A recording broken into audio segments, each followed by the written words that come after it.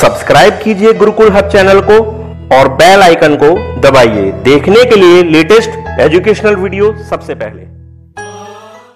Hello guys, YouTube के Gurukul hub channel में आपका स्वागत है और आज की इस वीडियो में मैं आपको पढ़ाऊंगा कंपाउंड इंटरेस्ट। सिंपल इंटरेस्ट मैं आपको पढ़ा चुका हूं, उसके ऊपर मैंने आपको 3 वीडियो बनाई थी, वो चैनल पे अपलोड की जा चुकी हैं। उसमें मैंने सभी तरह के क्वेश्चन ले लिए हैं और वो आपने देख भी ली होंगी वीडियो। और जिन भी स्टूडेंट्स ने वो वीडियोस नहीं देखे हैं वो मैथमेटिक्स ट्यूटोरियल्स के प्लेलिस्ट में जाकर सिंपल इंटरेस्ट की वीडियो वॉच कर सकते हैं। ठीक है, तो आज स्टार्ट करते हैं कंपाउंड इंटरेस्ट। और कंपाउंड इंटरेस्ट की अगर बात करें, देखिए सिंपल इंटरेस्ट और कंपाउंड इंटरेस्ट की बात करें तो आज के टाइम में टीयर 1 की अगर बात करें 25 क्वेश्चन में, तो यहां पर 2 से 3 क्वेश्चन निश्चित रूप से पूछे जा रहे हैं हर बार। 2 से 3 क्वेश्चन 25 में से अगर किसी टॉपिक से आते हैं तो अपने आप में वो टॉपिक बहुत ज्यादा इंपॉर्टेंस रखता भी है। और अगर टीयर 2 की बात करें, मेंस एग्जाम में 100 क्वेश्चन आएंगे तो वहां पर ही ये क्वेश्चन फिर 5 से 6 नंबर मतलब 5 से 6 क्वेश्चन हो जाते हैं। तो इसी इंपॉर्टेंस को ध्यान में रखते हुए मैं आज आपको कंपाउंड इंटरेस्ट पढ़ा रहा हूं। बिल्कुल बहुत ही आसान तरीके से पढ़ाऊंगा, आप इसको एक एक पॉइंट को बहुत ही अच्छे तरीके से समझ के चलेंगे। ठीक है गाइस, तो सबसे पहले हम बात करते हैं कंपाउंड इंटरेस्ट होता क्या है।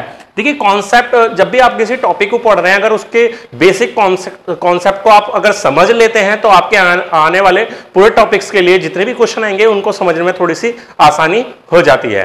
तो अब बात करते हैं कंपाउंड इंटरेस्ट की कि होता क्या है। देखिए मैंने आपको फर्स्ट वीडियो में ही सिंपल इंटरेस्ट में बता दिया था मूलधन क्या होता है, मिश्रधन क्या होता है, टाइम क्या होता है, रेट क्या होता है, ठीक है, साधारण ब्याज क्या होता है और चक्रवृद्धि ब्याज क्या होता है। देखिए मूलधन वो होता है जो हम धनराशि किसी को उधार देते हैं, बैंक में जमा करते हैं, जमा करने के बाद उस पर एक ब्याज लगता है। अगर 1 साल की बात करें तो उस पर साधारण ब्याज लगता है और 1 साल से ज्यादा के लिए 2 साल 3 साल 4 साल 5 साल तो वहां पर फिर कंपाउंड इंटरेस्ट लगना स्टार्ट हो जाता है। उस ब्याज को लगने के बाद जो धनराशि बन जाती है हमारी, जो अमाउंट, तो उसको कहते हैं हम अमाउंट यानी कि मिश्रधन। ठीक है, तो अब बात करते हैं, मान लीजिए 1000 रुपए थे, 1000 पे अगर हम 10% का ब्याज लगाएं तो वो बनता है 100। ठीक है, 100 बनने के बाद वो हो जाती है धनराशि हमारी 1100। ठीक, अब साधारण ब्याज में क्या होता है कि हर बार अगर हम ये फर्स्ट ईयर की बात करें, अगर सेकेंड ईयर में भी जाएंगे तो जो हमारा ब्याज लगेगा वो इस 1000 पे लगता था, यानी कि फिर 10%, यानी कि 1000 का 10% आपका कितना होगा 100, यानी कि 100 फिर 1100 में जुड़ जाएगा 1200। ठीक, वैसे ही अगर थर्ड ईयर की बात करें तो फिर 1000 पर 10% का ब्याज लगेगा तो वो हो जाएगा फिर 1300। लेकिन अगर कंपाउंड इंटरेस्ट की बात करते हैं हम, ठीक है, कंपाउंड इंटरेस्ट में ऐसा नहीं होता। अगर 10% ब्याज है पहले साल तो चलो सेम रहेगा, यानी कि 100 रुपए ब्याज लगेगा तो वो बन जाता है 1100। लेकिन जैसे ही हम सेकेंड ईयर दूसरे वर्ष में जाते हैं तो फिर ब्याज हमारा 1100 रुपए पर लगता है और 1100 का जब 10% आप निकालेंगे 110 बनेगा। 110 अब जब 1100 में जोड़ोगे तो वो बन जाता है 1210 रुपए। फिर वैसे ही आप थर्ड ईयर में जाओगे तो फिर जो आपका ब्याज लगेगा वो 10% ब्याज आपका 1210 पर लगेगा। ठीक है, जो बन जाता है 121 रुपए और जब आप इसको यहां जोड़ेंगे, ठीक है, तो बन जाता है 1331 रुपए। ठीक है, तो इस तरीके से अगर हम देखते हैं तो हमारा ब्याज में कुछ फर्क आ जाता है। जैसे पहले 3 साल का ब्याज साधारण ब्याज से देखते हैं तो 1300 रुपए बैठता है और वहीं हम चक्रवृद्धि ब्याज की तरह से देखते हैं तो फिर 1331, यानी कि 31 रुपए का हमारा डिफरेंस बन जाता है। किस वजह से बनता है? क्योंकि यहां पर ब्याज प्लस ब्याज काम करता है। ठीक है गाइस, तो यही चीज है कंपाउंड इंटरेस्ट के अंदर। तो एक क्वेश्चन ले लेते हैं। क्वेश्चन है कि 10% वार्षिक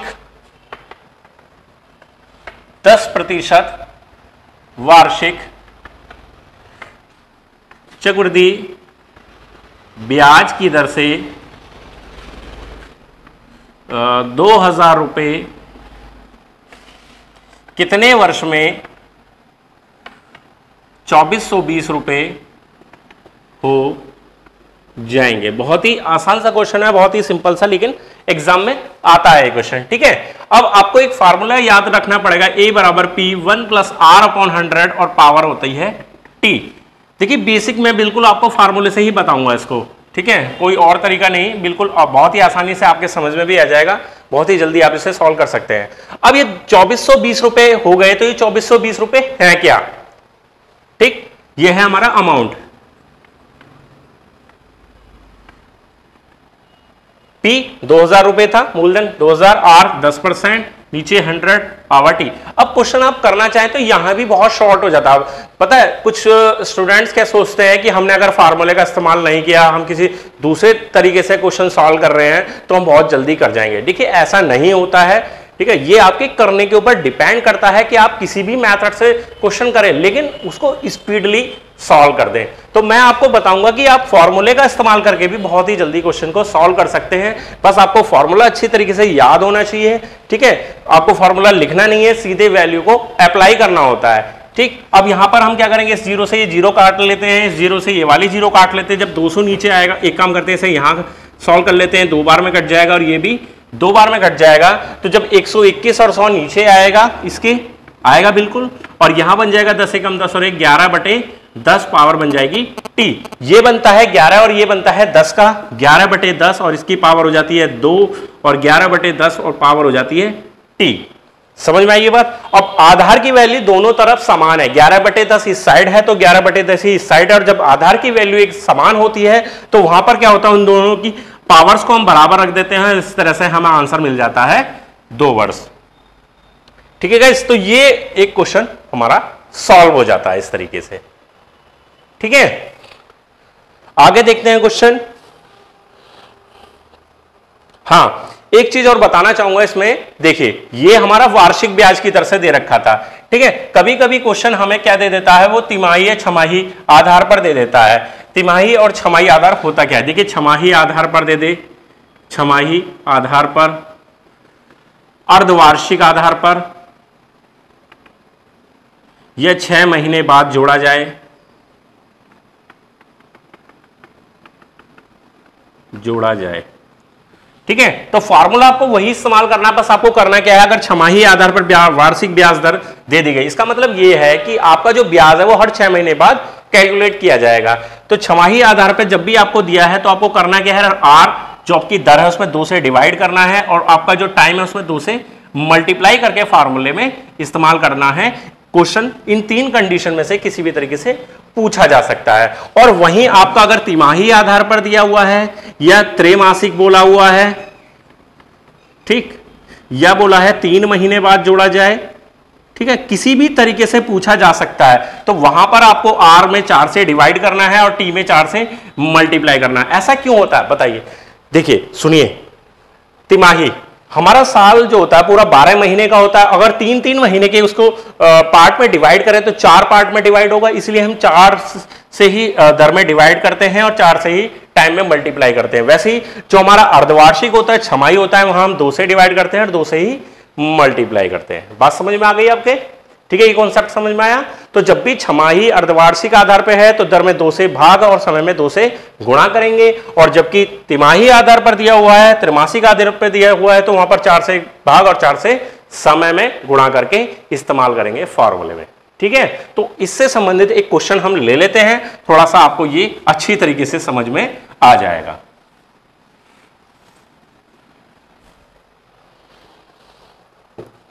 क्वेश्चन है कि 3200 रुपए की धनराशि 10% वार्षिक ब्याज दर से, सॉरी त्रैमासिक, इसको 10% वार्षिक ब्याज दर पर त्रैमासिक आधार पर, त्रैमासिक आधार पर 3320 रुपए, 3362 है, सॉरी 3362 रुपए हो जाती है, तो समय मतलब वर्ष ज्ञात कीजिए, तो निवेश की अवधि ज्ञात कीजिए, तो निवेश की अवधि ज्ञात कीजिए। ठीक है, तो ये हमारा क्वेश्चन हो गया। अब आपको करना क्या है, जो मैंने आपको बताया अभी बिल्कुल 3362 आप रख देंगे ए की जगह, पी की जगह 3200 रख देंगे। ठीक है, 1 प्लस आर कितना दिया हुआ है आपको, 10% दिया हुआ है। ठीक है, लेकिन आपको करना क्या है, 10 में 4 से डिवाइड करके रखेंगे क्योंकि त्रैमासिक आधार पर दिया हुआ है, तो 10 और नीचे रख देंगे 4 और ऊपर पावर कितनी है, पावर हमें नहीं पता तो आपको क्या करना होगा, 4t रखना है। ठीक है, इस चीज का ध्यान रखना है कि जो भी रखना है वो आपको स्टार्टिंग में रखना है। कुछ बच्चे क्या करते हैं, पहले t निकाल लेते हैं कि चलो बाद में 4 से मल्टीप्लाई कर देंगे, लेकिन ऐसा नहीं करना है आपको, बहुत गड़बड़ हो जाएगी। फिर इस 0 को 0 से कैंसिल कर लेते हैं, यहां पर इसे नीचे ले आते हैं और ये हो जाएगा 10 चौक 40 और 41/40 और पावर हो जाएगी 4t। यहाँ 2 से काट लेते हैं, 2 एकम 2, 2 छिक्का 12, 2 अट्ठे 16, 2 एकम 2 और 2 1600। अब देखिए 1681 और यहाँ 1600, 1681 होता है 41 का वर्ग और 1600 होता है 40 का वर्ग। देखिए ये वर्ग आपको याद होने चाहिए, तभी आप उतनी स्पीड पे क्वेश्चन को कर पाएंगे। ठीक है, अब यहां पर सेम वैल्यू होगी, जैसे मैंने अभी आपको बताया था 41/40, 41/40 दोनों आधार वैल्यू सेम होगी तो उनकी पावर को हम एक दूसरे के इक्वल रखेंगे, यानी कि 4t = 2, तो t = 2/4 यानी कि 1/2 ईयर, यानी कि आधा वर्ष या 6 महीने, जो भी ऑप्शन में दिया हुआ है वो आपका आंसर हो जाएगा। तो इस तरीके से ये क्वेश्चन सॉल्व हो जाता है। ठीक है गाइस, तो ये क्वेश्चन दिया हुआ है कि कोई धनराशि चक्रवृद्धि ब्याज से 5 वर्ष में दोगुनी हो जाती है तो 8 गुनी कितने समय में होगी। बहुत ही सिंपल सा क्वेश्चन है और 2 सेकंड के अंदर आप ट्रिक इस्तेमाल करेंगे तो 2 सेकंड के अंदर क्वेश्चन सॉल्व भी हो जाएगा। बस आपको समझना है, पहले क्या दिया हुआ है इसमें, 2 गुनी। 2 गुनी कितने समय में हो रही है, 5 वर्ष में, तो 2 गुनी 5 वर्ष में। ठीक है, और हमसे पूछा जा रहा है कि 8 गुनी कितने समय में होगी। 8 गुनी कितने समय में होगी, तो 8 गुनी पूछा गया। अब करना क्या है कि ये जो 8 दिया हुआ है, 8 दिया जा सकता था, 16 दिया जा सकता है, कुछ भी दिया जा सकता है, लेकिन वो एक ऐसी संख्या होगी जो पहले वाली गुनी की पावर में ब्रेक हो सकेगी। यानी कि 8 को आप क्या लिख सकते हैं, पहले वाला 2 की पावर 3।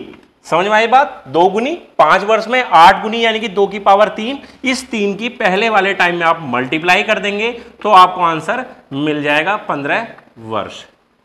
ठीक है, समझ में आ गई बात आपको कि 2 गुनी तो हो जाती है 5 वर्ष में, तो हमें क्या दिया हुआ है 8 मतलब क्या है, पहले वाला 2 की पावर 3 और इस 3 की पहले वाले टाइम में मल्टीप्लाई कर देंगे, 3 पंजे 15, 15 वर्ष हमारा आंसर आ जाता है। ठीक है, एक क्वेश्चन और इसी टाइप का ले लेते हैं, थोड़ा सा आपको ये क्लियर हो जाएगा ये वाली चीज। इसको चेंज कर लेते हैं। मान लीजिए हमें दिया हुआ है 4 वर्ष में 3 गुनी हो जाती है तो 9 गुनी कितने समय में होगी। तो क्वेश्चन है कि कोई धनराशि चक्रवृद्धि ब्याज से 4 वर्ष में 3 गुनी हो जाती है तो 9 गुनी कितने समय में होगी। तो 3 गुनी हो रही है, 3 गुनी कितने समय में हो रही है, 4 वर्ष में। ठीक है, हमसे पूछा क्या है 9 के लिए। 9 क्या होता है, पहले वाले संख्या की पावर में अगर ब्रेक करेंगे तो 3 की पावर 2 बनेगा। तो हमें करना क्या है, इस 2 की पहले वाले टाइम में मल्टीप्लाई कर देंगे, 4 दूनी 8, 8 वर्ष हमें आंसर मिल जाएगा। यानी कि 9 गुनी होने में उसे 8 वर्ष का समय लग जाएगा। ठीक है गाइस, तो इस तरीके से इस मेथड का इस्तेमाल करके हम इस क्वेश्चन को सॉल्व कर लेते हैं। ठीक है, तो चक्रवृद्धि ब्याज में आज की इस वीडियो में बस यही था, यही आपको बेसिक से क्वेश्चन बताने थे। आज टॉपिक की स्टार्टिंग है। ठीक है, चक्रवृद्धि ब्याज आपको बहुत ही अच्छे तरीके से पढ़ाऊंगा, चाहे 5 वीडियो बन जाए, चाहे 6 वीडियो बन जाए। ठीक है, पूरी अच्छी तरीके से समझ के चलेंगे एक एक पॉइंट को आप, लेकिन साथ के साथ अपनी बुक से जो भी क्वेश्चन दिए हुए हैं इनकी प्रैक्टिस करते रहना है। ठीक है, तभी देखो फायदा भी होता है। मैं कोई भी चीज़ अगर पढ़ाता हूं, अगर आप उसको नहीं समझ रहे हैं ठीक से या प्रैक्टिस नहीं कर रहे हैं तो फिर उसका कोई बेनिफिट रहता भी नहीं है। तो डेली की डेली उसकी प्रैक्टिस भी करके चलें। ठीक है गाइस, तो आज की वीडियो बस इतना ही। अगर आपको आज की ये वीडियो अच्छी लगी हो तो प्लीज़ लाइक करें, शेयर करें और अभी तक आपने हमारे चैनल को सब्सक्राइब नहीं किया है तो प्लीज़ हमारे चैनल को सब्सक्राइब करें। धन्यवाद।